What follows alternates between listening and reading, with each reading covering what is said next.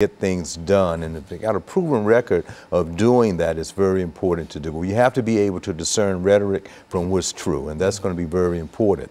I like that term that I want to bring up again on social structure for the audience to understand, if you just start the listening, that we're talking about the primary institutions, 10 of them, that make up society.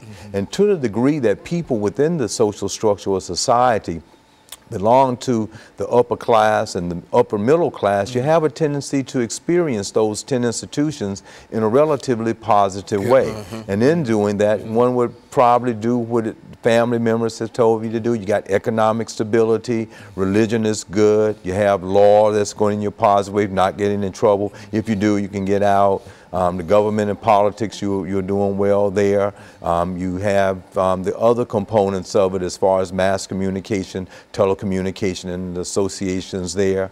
But when you find, what we find is that as you move down that socioeconomic status ladder, a lot of the minuses become within the environment in which one is in. And those things causes some of the ills of society, getting involved in the criminal justice system, the law.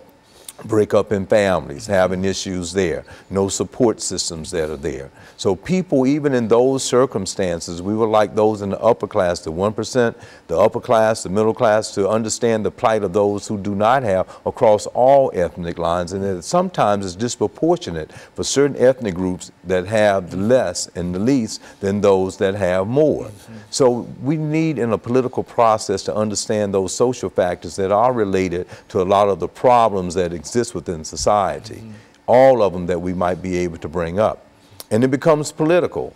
And then when it becomes political, then we need to be a part of that voting process, even when you're in the lower class and feel like you have nothing to vote for, to go out and vote. But we need to be an informed voter, and the young people need to be an informed voter, not be so caught up into something idealism. Or those that are in the wealthy class that I'm hoping through education understand why some of those who are in the lower might be in there. They weren't born that way. So you have to understand the factors that are related to that, and don't say, oh, well, they've been here for hundreds of years, why can't they just pull themselves up by the bootstraps? And just do well like everyone else, when they didn't have the boots or the straps. And the environment, there have been a culture of poverty, and within that, what I'm indicating is that there are certain factors that are there that causes certain behaviors to exist. And until we can break that cycle, we need leaders through a political process that's willing to help out in that fashion. In some of our earlier segments, we have talked about maybe a Head Start program. Many people might, that mean a political process, might see that as a waste. But so many people have had so many positive experiences from during the summer of having that intervention. And they've had encouragement from people in that particular program to help them go on to undergraduate school.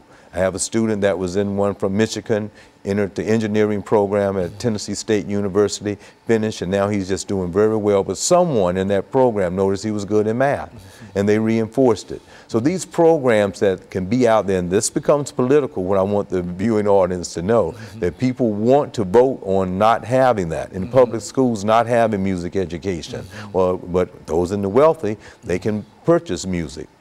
Oh, they can get private lessons, but there's always been out there for people to have an equal opportunity to have access so that they can go upward and mobile within the society in which we live.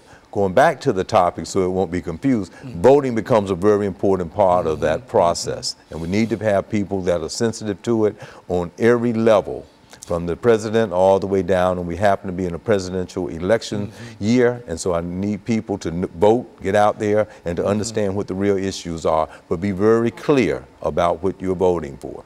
And let me make some last statements. We've got about 4 minutes in reference to